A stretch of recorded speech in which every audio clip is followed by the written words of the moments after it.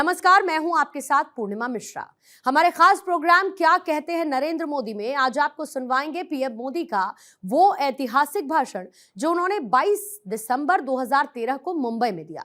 मोदी जी ने अपने भाषण में कहा कि हमारी समस्याओं का कारण देश की जनता नहीं है और ना ही हमारा इतिहास और भूगोल है।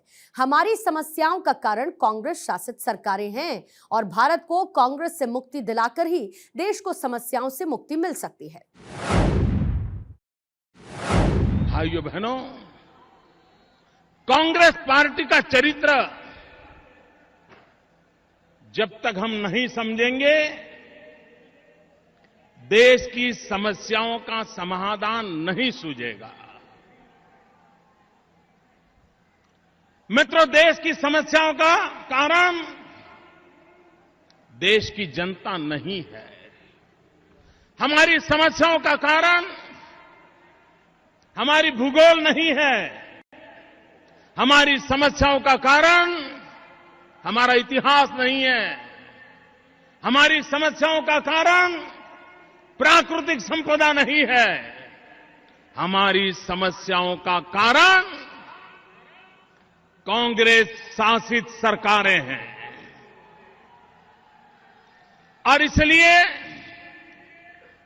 अगर समस्याओं से मुक्ति चाहिए तो उसका एक ही उपाय है, भारत को कांग्रेस से मुक्त करना होगा। कांग्रेस मुक्त भारत, ये सपना हमने साकार करना होगा। यही मुंबई की धरती है। आजादी के आंदोलन में अगस्त क्रांति मैदान से एक गूंज उठी थी, एक आवाज उठी थी, एक ललकार हुआ था, क्विट इंडिया। और पूरे देश में वो ललकार मंत्र बन गया था और आखिरकार अंग्रेजों को हिंदुस्तान छोड़ना पड़ा। ये मुंबई की धरती से उठी हुई आवाज, क्विट इंडिया का मंत्र भारत को आजादी दिला गया। भाइयों बहनों, उसी मुंबई की धरती से फिर एक बार आवाज उठनी चाहिए, कांग्रेस फ्री इंडिया। जिस धरती ने क्विट इंडिया का नारा दिया था, वो ही धरती ललकार रही है, कांग्रेस फ्री इंडिया, कांग्रेस मुक्त भारत। भाइयों बहनों, कांग्रेस वोट बैंक की राजनीति में डूबी हुई है और वोट बैंक की राजनीति के लिए समाज को तोड़ते रहना, डिवाइड एंड रूल, ये कांग्रेस की विशेषता रही है। और अंग्रेजों के सामने लड़ते लड़ते कांग्रेस उनसे ये सीख लिया है, डिवाइड एंड रूल। देश आजाद हुआ तो देश का बंटवारा करके भारत मां के 3 टुकड़े कर दिए। आजाद हिंदुस्तान को एक तरफ सरदार पटेल ने एक किया, चारों तरफ एकता का मंत्र गूंजा, और दूसरी तरफ भाषावार प्रांत रचना के नाम पर कांग्रेस ने देश में भाई से भाई को लड़ाने का बीज बो दिया। गांव को शहर से लड़ाओ, शहर को गांव से लड़ाओ, नदियों के लिए लड़ो, पानी के लिए मरो। आज भी देश में कोई प्रदेश ऐसा नहीं है कि जहां पानी के बंटवारे को लेकर के 50-50 साल से लड़ाई न होती हो।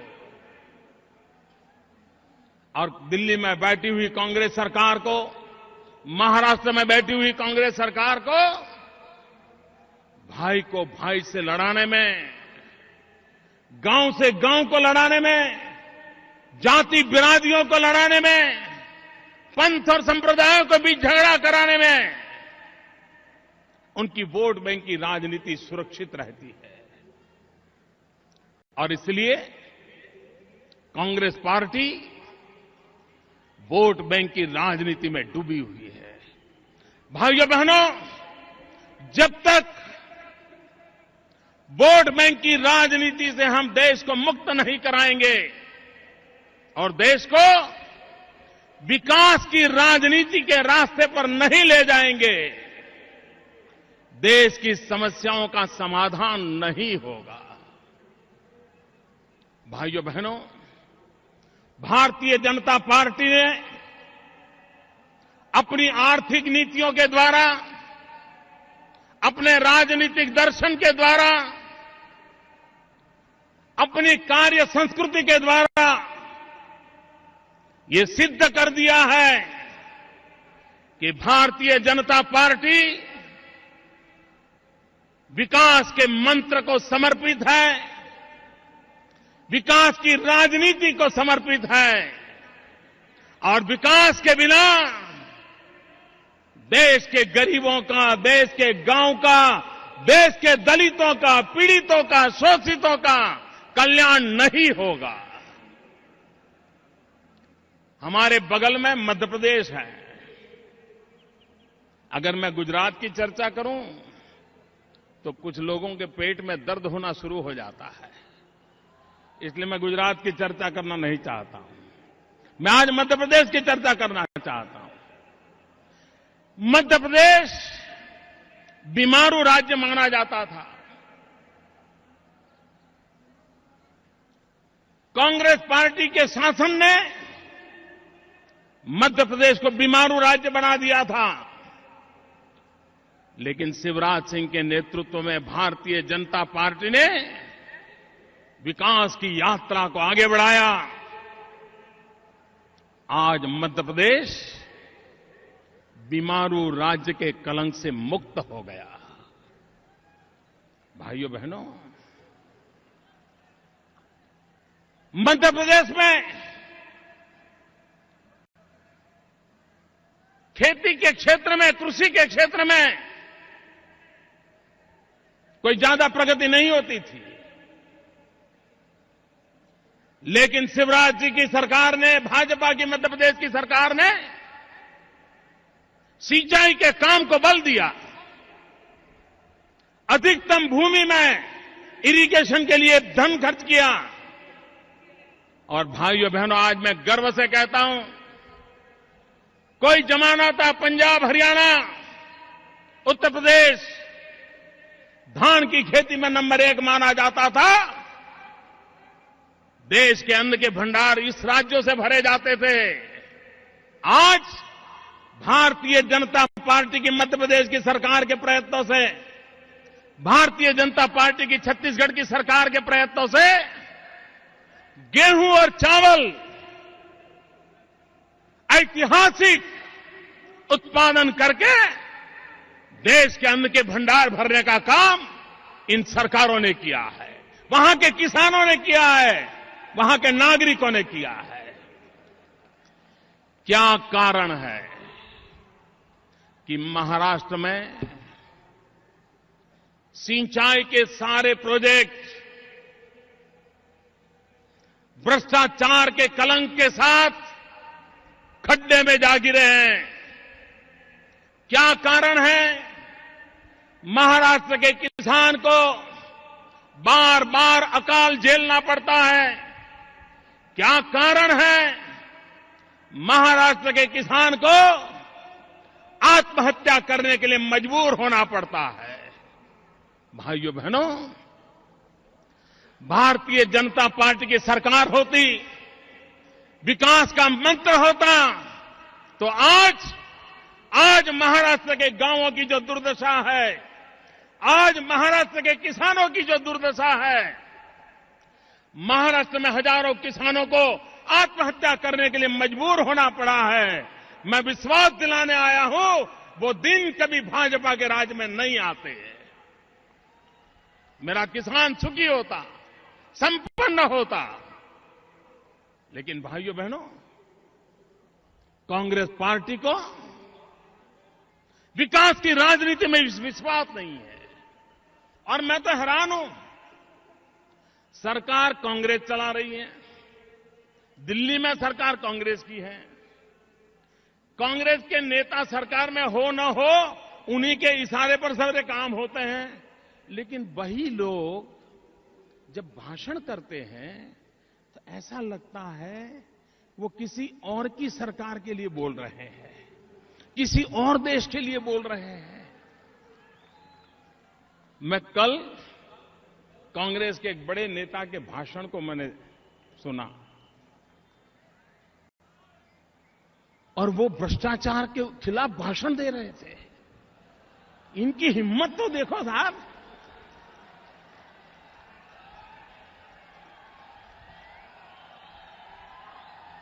कोई ऐसी हिम्मत नहीं कर सकता। इतने भ्रष्टाचार में डूबे हुए लोग, इतने बदनाम लोग, उसके बावजूद भी निर्दोष चेहरा बना करके भ्रष्टाचार के खिलाफ भाषण दे रहे हैं। और वक्रता देखिए, भ्रष्टाचार के आदर्श का घोटाला, उसका रिपोर्ट आता है, महाराष्ट्र सरकार के मंत्रियों को जिम्मेवार माना जाता है। एक तरफ उन भ्रष्टाचारियों को बचाने का निर्णय महाराष्ट्र की कांग्रेस सरकार करती है और उसी समय दिल्ली में उनका एक नेता उपदेश दे रहा है। भाइयों बहनों, ये कांग्रेस को समझना होगा। वे बोलते एक हैं, करते दूसरा है। और वोट बैंक की राजनीति के सिवा भाइयों बहनों, कांग्रेस की पूरी जिंदगी संप्रदायवाद में डूबी हुई है। माइनॉरिटीज्म, संप्रदायवाद एक कांग्रेस की परंपरा रही है। डॉक्टर मनमोहन सिंह जी की सरकार ने जहां मुस्लिम अधिक हो ऐसे 90 जिले छांटे पूरे देश में से, और उनकी भलाई के लिए बड़ी बड़ी योजनाएं घोषित की, बड़ा बजट घोषित किया। हिंदुस्तान के मुसलमान भाइयों को लगने लगा कि चलो अब कुछ भला होगा। अखबारों ने भी बहुत कुछ लिखा, बड़ी वाहवाही हुई। अभी पार्लियामेंट में किसी ने सवाल पूछा कि आपने जो 90 जिलों के लिए योजना घोषित की थी, उन 90 जिलों में पिछले 3 साल में माइनॉरिटी के लिए क्या खर्च हुआ?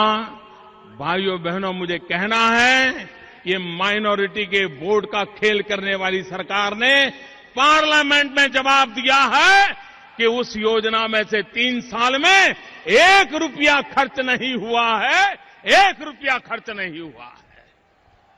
ये वोट बैंक की राजनीति कैसी करते हैं, इसका ये जीता जागता उदाहरण है।